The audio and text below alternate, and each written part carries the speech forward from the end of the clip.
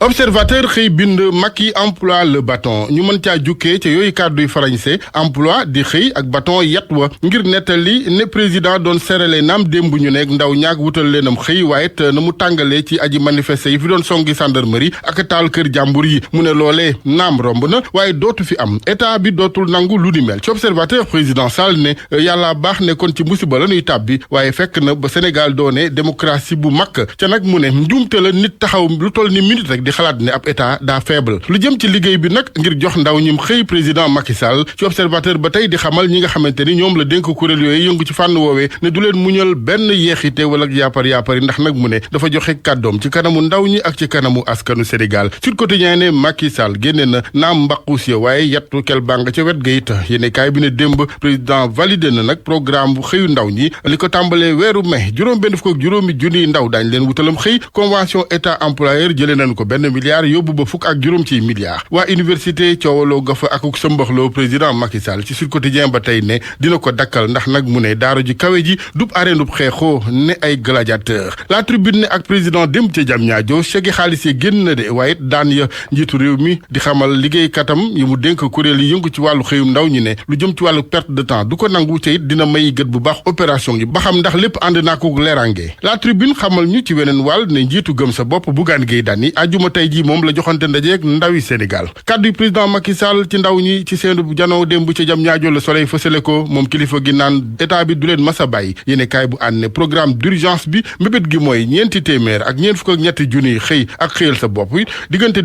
2012-2019 Soleil xamal ñu ne ñeenti téeméer ak juróom-ñeent fukk ak ñetti junniy xëy taxawal nañ ko ci Sénégal secteur privé gi démbit président Sall woon na leen ci bay seen waar lu jëm ci manifester yëfi woon nag ci weeru mars président Macky Sall ak yéene kaay bi di Le Soleil ne Sénégal démocratie bu mag la lu ko mooy ci musiba gu rëy lañ naroon tàbbi laas ne pexe mu gaaw bi mel ni melax bi président Sall wut ngir xëyam ndaw ñi bokk na ci data center bu jam ñaajo bi nga xamante ni dina jollil lu toll ci ñeenti junni ak juróom-benn téeméeri entreprise yu nar a taxawal fukk ak juróom-ñaari junniy xëy teg ca li ko tàmbalee weeru mai bi juróom-benn fukk ak juróomi junniy emploi ñu commencé ko ci wàllu recrutement ci lu ànd ak lerange Walfadjri ne président mu ngay digee ndaw ña ñoom di xaar lu ay gët tegu Les Échos ne démb ndaw yi fukk ak ñeenti diwaani Sénégal dañoo ñëwoon gaaral président seeni jafe-jafe yi dundin Vox Populi la mu gis mooy démb président génneel na carotte ga ndaw ñi waaye dencal yet wa Sonko source a lu jëm ci jafe-jafe yi xëyu ndaw ñi li ko gàllankoor njort na ci it ñi nga xamante ni ñooy mag yi taw a dem à la retraite source a wëlbatiku jàppee président Macky Sall champion ci wàllu recrutement troisième âge dale ko direction générale ak conseil administration yenn yi RTS ca la ñu ne Aprosi ITA Petrosen Holding BHS Sodefitex IPRES Le Soleil yéeni kaay bi ne fu ne ay maire ak i pa ci bopp direction yi wala conseil d'administration gi ñuy jeexale lamb ji ak sunu lamb ak sport business bi Balla Gaye 2 dugg yéeni kaay bi dama ngay topp tànki Mouhamed Ndaw Tyson Aziz Ndiaye ne xaalis bu bari nag lañu soxla ngir tàmbali business bi moo waral sunu lamb de ñetti combat Balla Gaye 2 jël na ko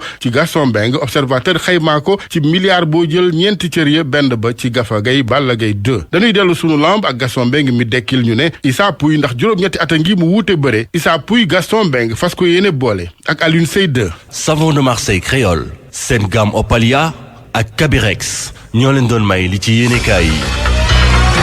jaajëf Folker Haj Assane Gueye yéen tam mbokk jàngeen jëf xibaar yi buur na mu nekkoon Seydou Noroba ci micro bi technique Abdou Thiam de Yacine Pi mu nekkoon ci digital bi. président Macky Sall am yaakaar ne fii ak ñetti at moom bu caal àndee dinañu indi ay saafara ci ñàkkub xëy ñi di ndaw ñi fukki région ak ñeent nag ci mim réew ku ne nag ñëw nga andi li nga xam ne moom moo la soxal mu nag am yaakaar ne daal ñu ñu dénk mbir mi dinañ taxaw bu baax a baax ba saafara am Abdou Diouf Diagne. waxtaan wi nga xam ne kenn doxul ci diggante njiitu réew mi ak ndaw ñu bëri ñi nga xam ne ñoo jóge fu nekk ci biir réew mi daanaka bëccëg gépp la ñu ko amal Macky Sall nag jaare ca daal di xamal ne dina doxal programme bi nga xam ne li ko tax a jóg ko mooy jox ndaw ñi liggéey muy sàkku nag ci ñi nga xam ne ñoo ko war a doxal ñu daal di koy def daata fanweeri fan ci weeru avril atum 2021 bi ñu nekk ministre bi nga xam ne moom la ñu dénk wala formation professionnelle dina continuer nag tabaxu centre de formation professionnelle yi ci département yi nekk ci biir Sénégal yëpp ministre bi nga xam ne moom la ñu dénk wàllu xëyum ndaw ñi ak commerce ak ñi nga xam ne moo yor wàllu koom-koom ñoom tamit danañu jox modalité yi nga xam ne nag ci la ñuy jaar ngir mën a teg li nga xam ne moom la ñu duppee ay pôle emploi jëwriñ ji ñu dénk wàllu koom dina teg ab jumtuwaay boo xam ne dañ siy mën a ràññee ñëpp ñi nga xam ne ñoom ñoo bénéficié wu ci programme boobi léegi jiitu réew mi nga xam ne nag mu ngi jël réew mi seede di xamal nag ñi nga xam ne ñoo war a doxal programme boobilee ne bugg si ay caaxaan benn yoon. ñëpp ñi nga xam ne nag ñoo war a intervenir ci programme bi dañuy signante ñoom ab contrat boo xam ne nag faaw ñu sàmmoo ko suñu ko defut li nga xam ne moom lañ leen war a jox ci ay koppar duñu leen ko jox. damaa jël nag ay kàddu ci kanamu sénégalais yépp ñu xam ne nag tolérance zéro laay doxe ak ñoom. muy patronat bi ak ñi nga xam ne ñooy syndicalistes yi ak ñiy jàppale Sénégal ñoom ñooñu ñëpp fekke woon ndaje ma nag di xam ne ni dinañu jàppale Sénégal ci programme bi nga xam ne di ko tax a jóg mooy daal di jox ndaw ñi am xëy. Youssou Ndour mi nga xam ne dañu koo jëloon ngir nag ndaw ñi daal di roy ci moom muy sàkku si ñoom ñu daal di saxoo muñ te it di góorgóorlu saa su nekk. RFM Rufisque Abdou Diouf Diagne Moussa Dembélé ab économiste la moom dafa jàpp ne daal li di conseil présidentiel bi amoon ni ki démb jëm ci xëyu ndaw ñi loolee saafara si du doon léegi ndax dañoo waroon daal évaluer maanaam saytu bu baax a baax liggéey bi nga xam ne ñu ko dénkoon ña ci waroon a taxaw ndax dañoo lajj muy évaluation Mamadi Moussa Dembélé daal dafa gis ne président Macky Sall lu mu deful ci juróom-ñeenti at mënu koo def ci ñetti at dinañu ànd ak moom xëy na ci suñuy xibaar yi ñu dégmal jox ñu tax teg na jox ñu yàlla simili fii ci RFM. pour man RFM mooy rajo bi gaaw ci xibaar yu wóor. RFM xibaar yu wóor te wóor. tension ba ci aérodrome bu Tambacounda commandant délégué régional nag dafa porter plainte ab agent ndax da ko saaga ci kanamu ñëpp waaye tamit menacé ko de mort ñeneen ñetti agent tamit naka noonu ñoom tamit dañoo porter plainte commandant boobee situation boobu nag jaaxal lool secrétaire général bu syndicat des personnels des aéroports du Sénégal di Djibril Sakho Moussa Omar Gueye. ñu ni dañ ko jël baat yoo xam ne dañ ko teg ci ndoddal ki nga xam ne mooy commandant bu aéroport bu Tamba mu daal di jël plainte yóbbu ko ci procureur ci benn agent bu muy joxar bi muy El Hadj Youssoufa Kane waaye itim ba tey mu ti agent El Hadj Youssoufa Kane Mamadou Kanté ak kii di Alioune Marcel Fall ñoom itam ñu daal di bind seen plainte jëmale ko ci commandant bu aéroport bu Tambacounda fi mu nekk nii nag daal dinañ leen déglu ci brigade recherche gendarmerie bu nekk ci Tamba Djibril Sakho nekk secrétaire général syndicat bi lëkkale liggéeykat yi nekk ci personnel des aéroports du Sénégal di yëkkati kàddu. bëgg yóbbu nit ñi ñu ngi demander directeur général bi mu jël ses responsabilités par rapport ak agissement wu délégué régional bu nekk bii Tambacounda. ba nu ñëwee créer suñu syndicat li ñu njëkk a wax mooy syndicat boo xam ne ci jàmm lay dox ci négociation ak ci concertation mooy suñu credo ñun loolu la ñuy doxee waaye nag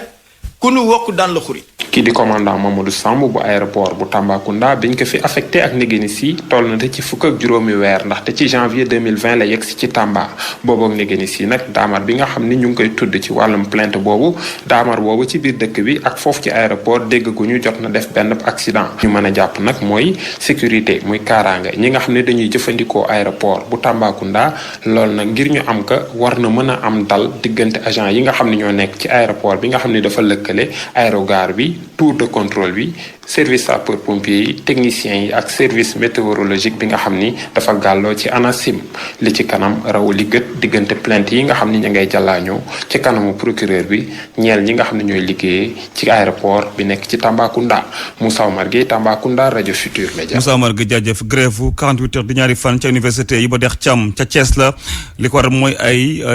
lënt ñoom ñoo waral ba liggéey ba jeexul jëm ci chantier yi foofee te bokkoon na li étudiants yi doon laaj professeur Ramatoulaye Diagne Mbeng directeur ba nag di xibaar ne jël nañu matuwaay yépp ngir saafara daal di am nu ma gën a gaawee buñ sukkandikoo sax ci moom mi di professeur Ramatoulaye Diagne Mbeng ne loolee du yàgg mu daal di am liggéey ba tàmbali waat ñu déglu ko ci micro beeg Papa Balla Gueye. donte sax nag xam nañu ne rectorat moom du moom mooy tabax. voilà tabax yi nag ñu ngi sore na macha allah yaakaar naa ni dafa amoon rek tuuti gàllankoor moom moo indi woon négatif bi ndax dañ ñu war a defal station d'épuration war a àggale mur de clôture bi léegi nag foofu moo amoon tuuti jafe-jafe wante ministère enseignement supérieur de la recherche et de l'innovation yebal na ay ndawam fan yi ñaga fa war ci suba sax biir ndaje boobu di am buntu rectorat fekkoon na comité de suivi des infrastructures bu université Iba Der Thiam de Thiès nekkoon ci site bi di liggéey ak directeur d'agence bi pour que ñu seetlu vraiment naka la ñuy fexe ba liggéey bi mën a sotti incha allah ndax liggéey bi moom macha allah sore na te liggéey bu mucc ayib la mi ngi tolloog nag mënuloo am ay milliers d'étudiants fekk amuloo station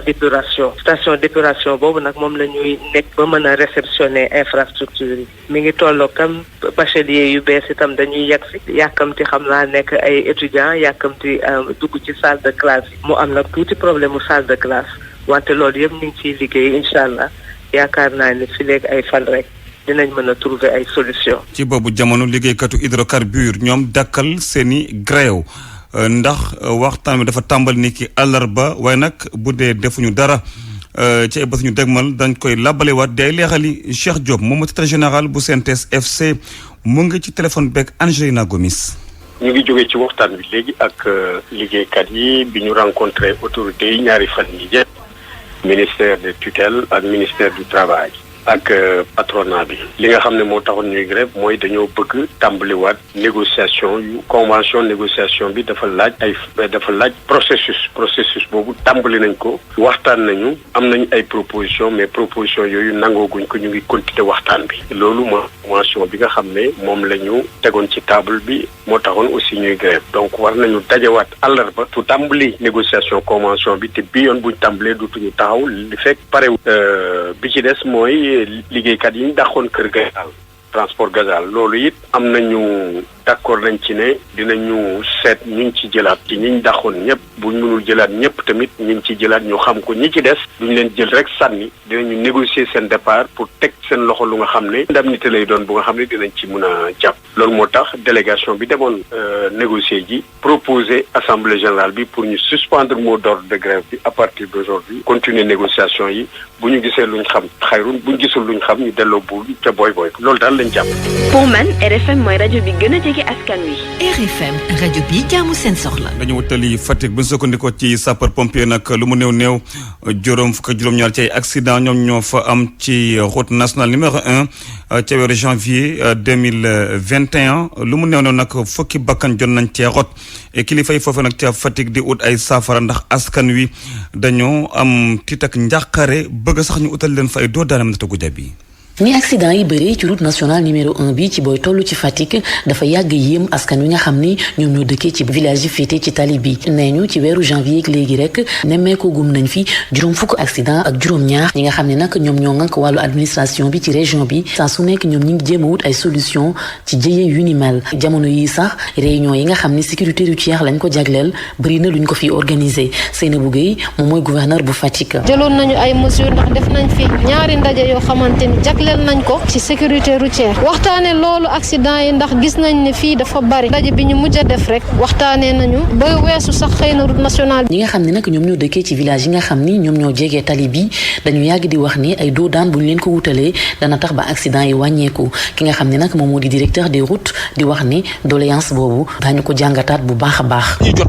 ay demande yu bëri yu jëm ci ay ralentisseurs dañuy évaluer dañuy koy saytu xool avec service Ageroute yi ñi nga xam ne ñoom ñoo war a gérer tali yi ak fan la ñu war a mun a ériger doo daan fekk du indi yeneen problème parce que dinañuy xool est-ce que ralentisseur la ñu fa war a def est-ce que beneen aménagement la ñu fa war a def pour améliorer sécurité population yi. ci Fatick nag léeg-léeg accident itam moto Jakarta yi dañ ciy bokk moo tax nag am na programme bu yaatu boo xam ni jagleel nañ leen ko ngir jéem a defaraat seen secteur boobule Seynabou Gueye gouverneur bu Fatick. li ñu njëkk a tëral mooy ne d'abord ñu xam ñan lañ ndax tey ji ku am sa moto rek mën ngaa wëlbati ko taxaw ci tali bi daw parfois doo am kayit wala doo comprendre xëy na code de la route ak yooyu te loolu danger la. ci weeru janvier ak léegi nag nee ñu lu tolloog fukki nit ñàkk nañ seen ay bakkan ci route nationale numéro 1 bi ci ay accident bi mujj sax talaata bi ñu weesu la am Aminata Goudiaby Fatick RFM. jaajëf Aminata Goudiaby Cheikh Tidiane Diagne maa ngi lay nuyu. maa ngi lay fay Alaaji Seydou Nourou.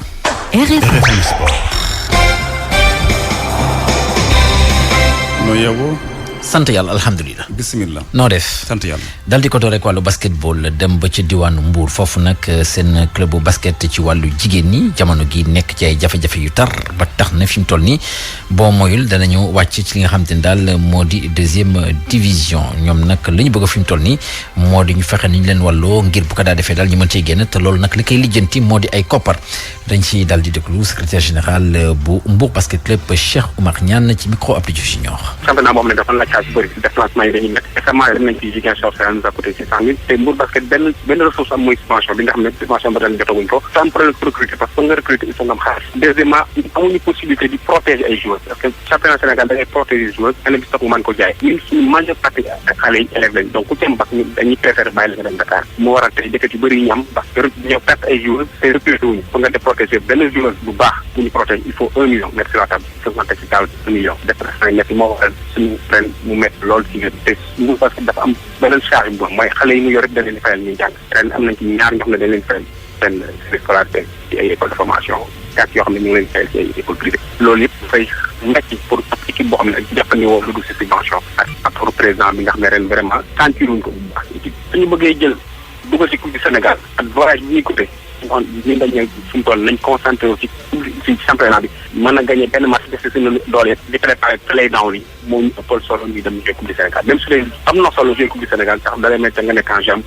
mais fi mu toll nii li nga xam ne difficulté yi mu dox di dund moo waral engagé wuñu coupe du Sénégal. taxawaat ci jaraaf bu Dakar ci wàllu football dellu ci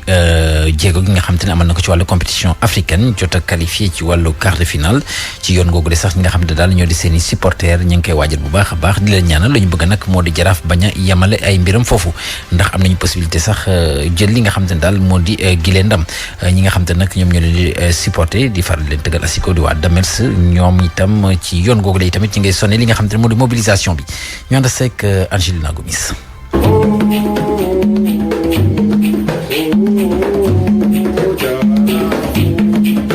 nekk ñu stade waaye ñoo ngi ca kër Asiko ASC Damels nekk fii ci Médina fii nag supporters yi contentement la ñu àndal te yaakaar nañu ne jaraaf dina jël coupe CAF Badara Sène di responsable groupe Asiko Damels Médina. waaw kontaan ci rek kontaan trop ci qualification bi moom am nañ ci